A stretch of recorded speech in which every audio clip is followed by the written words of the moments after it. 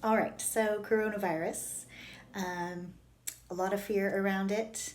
It is challenging our economy already, and there are a lot of issues coming up in society around it.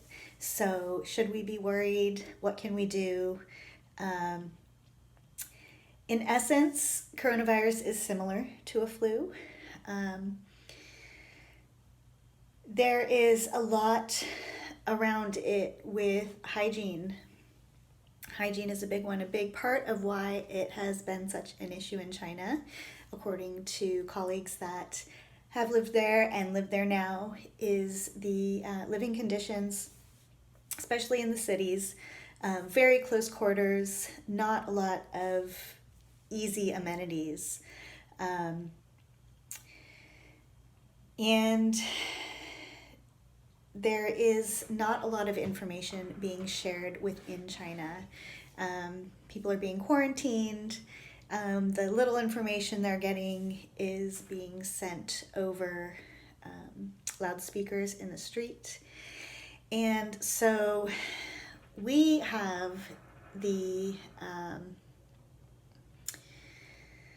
information, or a lot more information, probably than most people in China do. And it's important to know that this virus is mostly spread through aerosolized droplets, sneezing, coughing, that can land on surfaces and last for quite a while. And so it becomes very important to regularly wash hands and sanitize hands and surfaces, and to be really cautious when we're out and about. That being said, coronavirus is not new. This is a newer form of a coronavirus, and it will give, or it can give, symptoms similar to a bad cold or a flu, depending on the state of your immune system and the rest of the systems in your body. So, general immune boosting is always a good idea, especially so during these later winter months, since we tend to have lots of colds and flus roaming around anyways, and we're in close quarters a lot more indoors, especially if we are in colder areas. There is some concern about cytokine storms and dosing with elderberries and elderberry extracts, considering that part of how elderberry works in our body is by increasing cytokines to fight off flus. Because coronavirus is a different form of virus than most flu viruses, it reacts differently to cytokines. It actually creates more cytokines. But I have not seen any evidence that is showing that that's an issue yet. I wouldn't overdose on elderberries right now. I wouldn't take huge amounts of them, but I wouldn't recommend that anytime. So I think the benefits of elderberries outweigh the risks at this point. But if you're concerned, just do more research on that. Coronavirus tends to thrive in dampness, which, if we are eating a lot of mucus-producing foods and have a lot of buildup of mucus in our bodies, then that can be a factor that supports coronavirus taking hold in our body. How do we know if we have a buildup of mucus? Well, if you're eating the standard Western or American diet, it's more likely than not that you have a buildup of mucus in your body. If you have chronic inflammation, that's another issue. And, major, like chronic pain, is a good indicator that you have strong inflammation.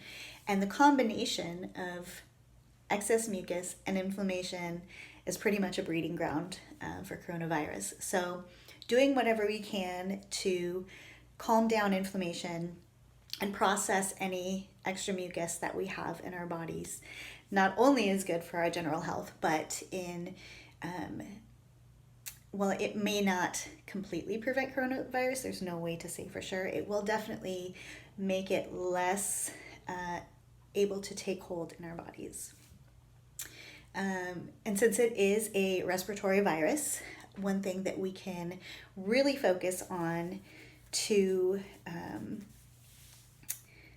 make it less able to grab hold is to not only do nasal rinses to clear out extra mucus, but then to oil our nasal passages after. And to eat more healthy oils to coat our throat. When our throat and nasal passages are dry, it makes it easier for viruses to get in and take hold, because normally we have little hairs in our passageways, in our nasal passages at least, that move, kind of trap viruses and move them towards our lymphatic system. And if those really aren't able to function because it's too dry in there, or there's too much mucus in there, then the viruses will have an easier time taking hold. The other thing to note is the state of our lymphatic system. When we have a congested lymphatic system, which usually shows up as lots of tenderness in the armpit and rib sides, possibly in the groin,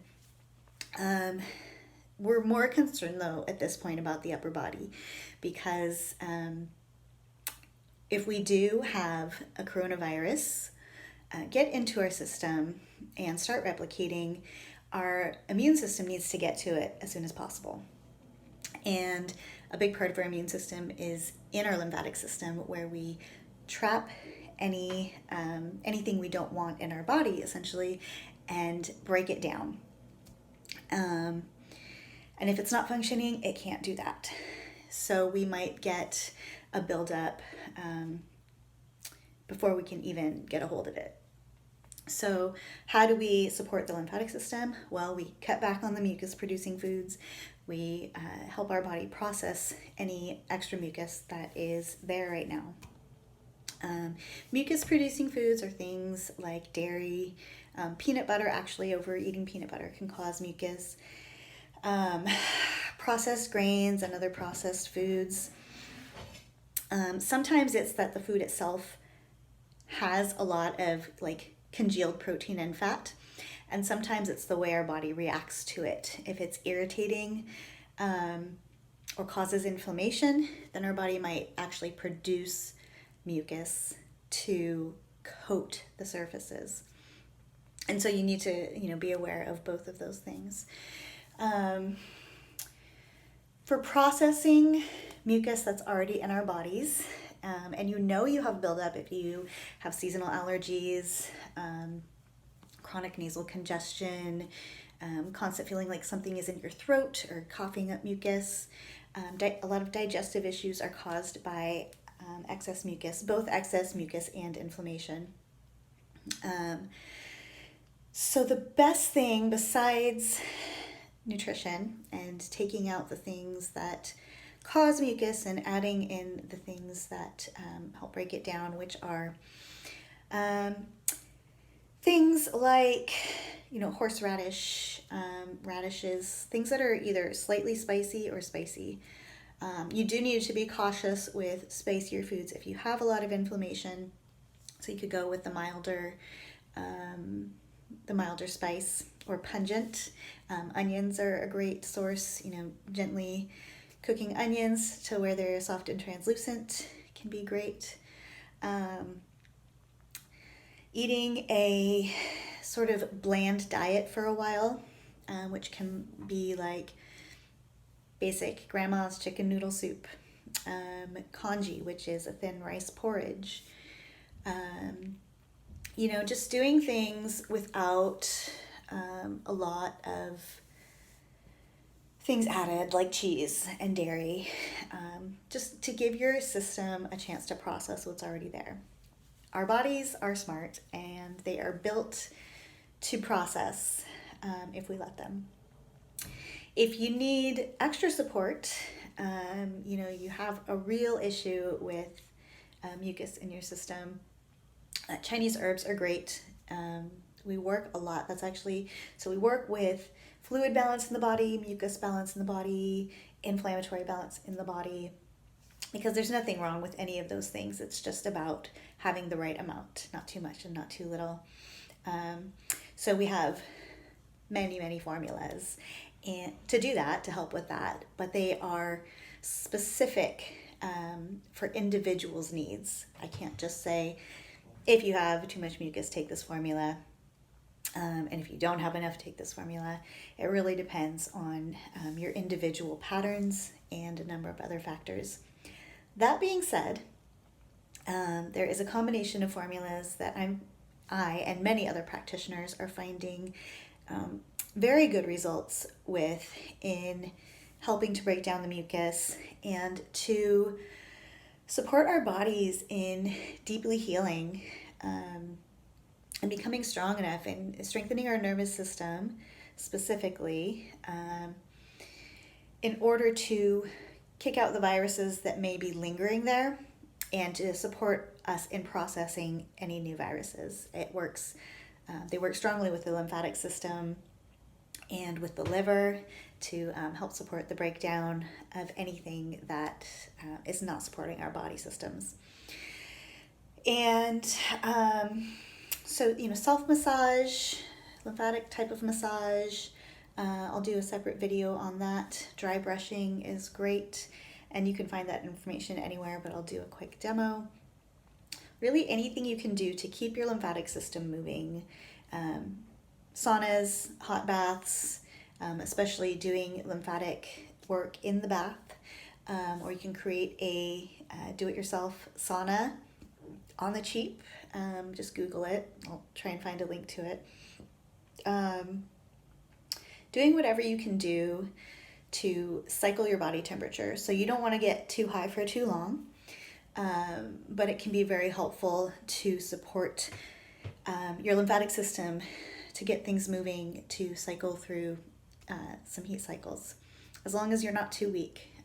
If you're already really drained and struggling with energy, then you want to take it easy with heat therapy. So those are some of the main things that I personally am focusing on and am focusing on with my clients. You can definitely make herbal hand sanitizers or buy them at the store. Any strong essential oil can be really helpful, or you can use a thieves oil blend. But really, anything like minty, eucalyptus, lavender even, all of the really strong essential oils tend to have at least antibacterial properties. It's hard to say if they're antiviral or not, but it's better safe than sorry. And then, washing your hands regularly, at least 2 minutes, a couple times a day, and, shorter than that throughout the day if you can't regularly do 2 minutes.